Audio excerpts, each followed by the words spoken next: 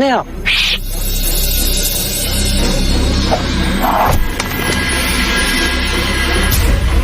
देखा, तुम्हारी आवाज से मेरा निशाना चूक गया।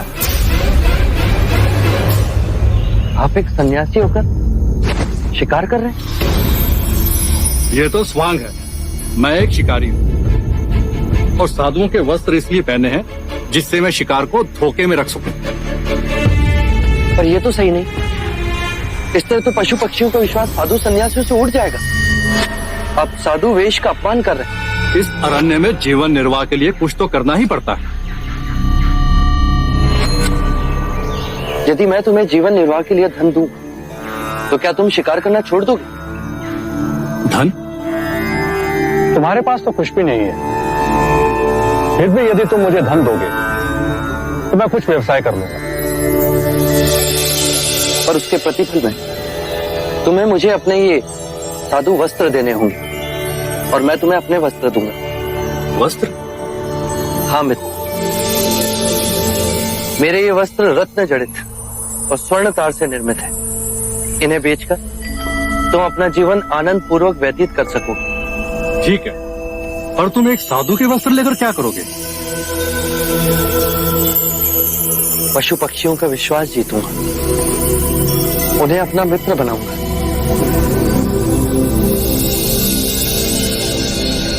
सत्य कथा, पुरुषार्थ कथा, सुनो सुनो सिद्धार्थ कथा।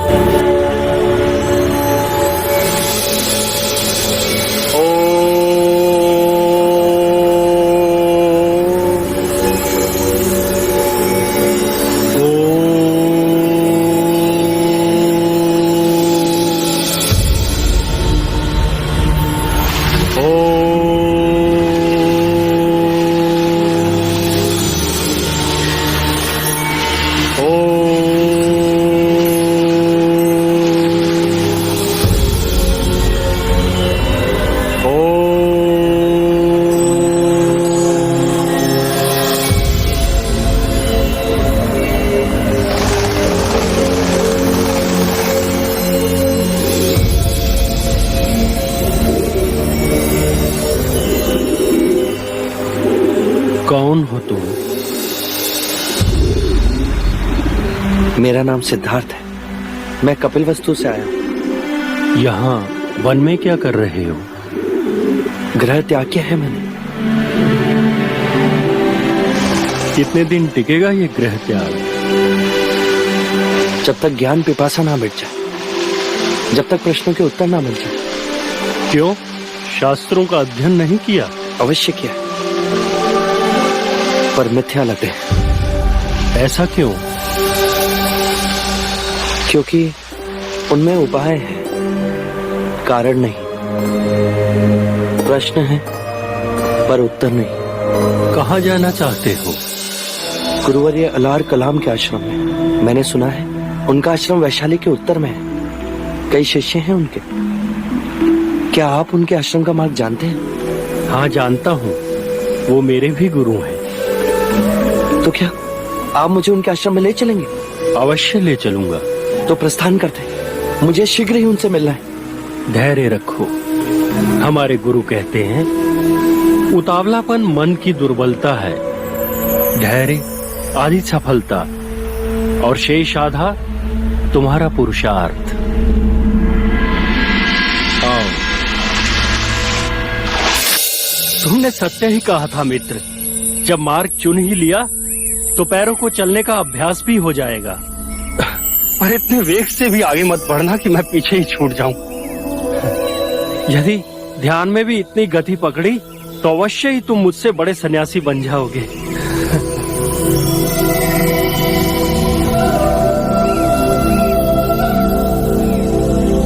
यही है गुरुवर अलार कलाम का आश्रम। क्या गुरुवर्य अलार कलाम मुझे अपना शिष्य बनाएंगे?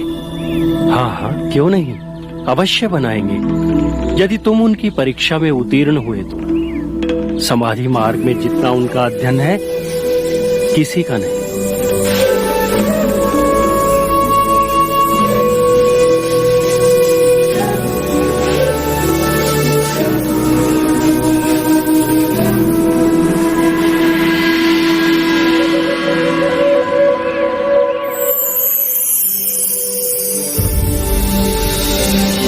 यहाँ तो कोई नहीं।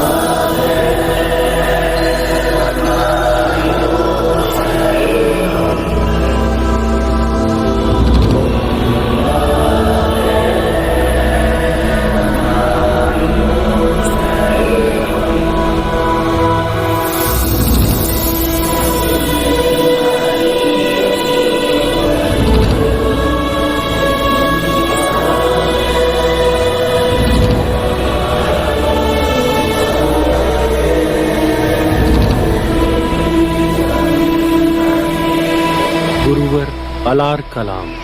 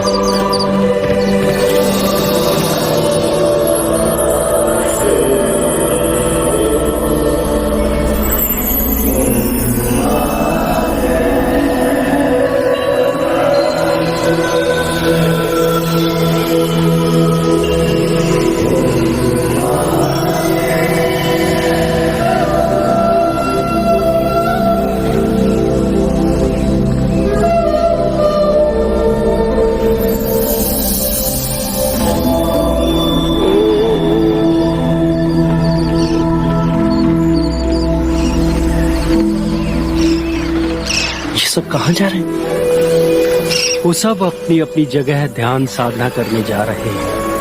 और गुरुदेव इतनी देर पानी में? वो उनके ध्यान का अभ्यास है, उसे समाधि योग कहते हैं, प्राणायाम की शक्ति। वो कुछ समय तक सांस रोक के पानी में साधना करते हैं। तो मुझे अभी गुरुवर्य के पास ले चलो। जहाँ इतनी प्रतीक्षा की, कुछ देर और। जब गुरुवर्य अपने आसन पर विराजमान होंगे तभी उनसे मिलना उचित है।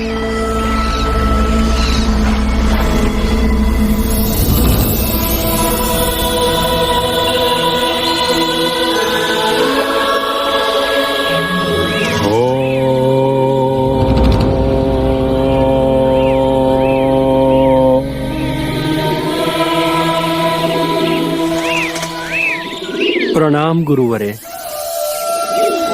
गुरुवर्य, ये सिद्धार्थ है। इन्होंने आपसे ज्ञान की प्राप्ति हेतु गृह त्याग किया है। आपका शिष्य बनने के लिए प्रार्थना लेकर आए हैं। कपिलवस्तु से दुर्गम वनों को पार करते हुए यहाँ तक पहुंचे। मार्ग में मुझसे मिलना हुआ।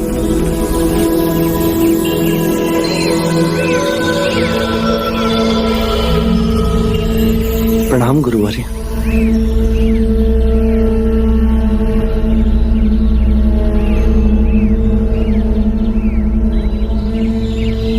भिक्षा मांग सकोगे? वही मांगने आया हूँ गुरुवर्य। मैं ज्ञान की भिक्षा की बात नहीं कर रहा, बस अन्न की भिक्षा मांग सकोगे? गर्व को मार्ग में छोड़कर आया हूँ। ज्ञान के साथ अन्न की भी भिक्षा मांग लूंगा। भिक्षाटन का समय हो गया, इनको भी अपने साथ ले जाएं।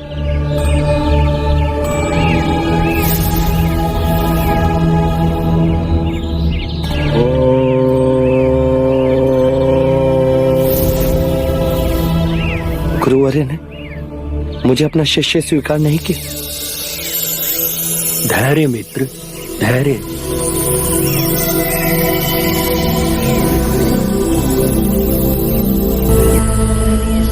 अब संसारियों से इस पात्र में जितना समा सके उतनी भिक्षा मांगोगे। भिक्षा कैसे मांगते हैं? देखो, ओम भगवती भिक्षाम देहि, इस प्रकार। आओ।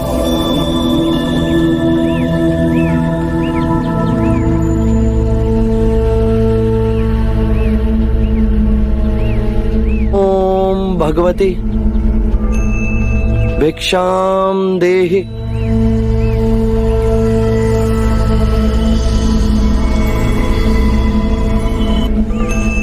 सुखी भवन्तु।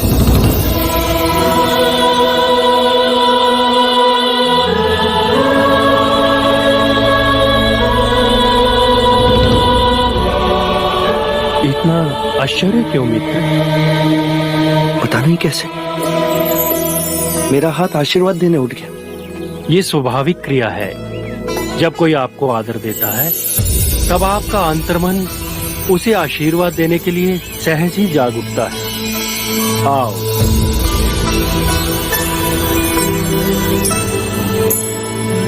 भिक्षाम देहि।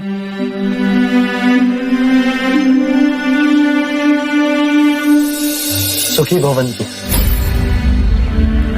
मैंने पहले कहीं आपको देखा है।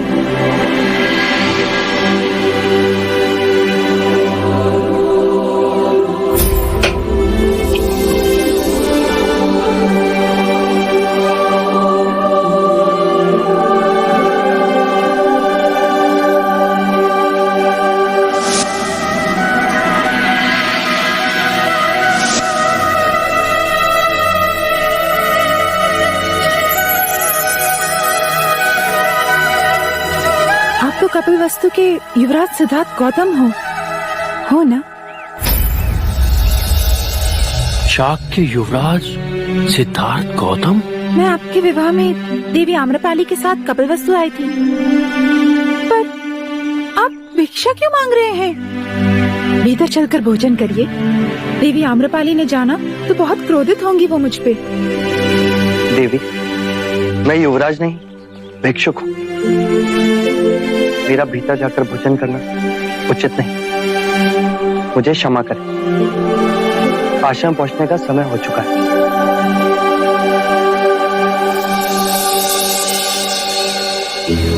सत्य कथा, पुरुषार्थ कथा, सुनो सुनो सिद्धार्थ कथा।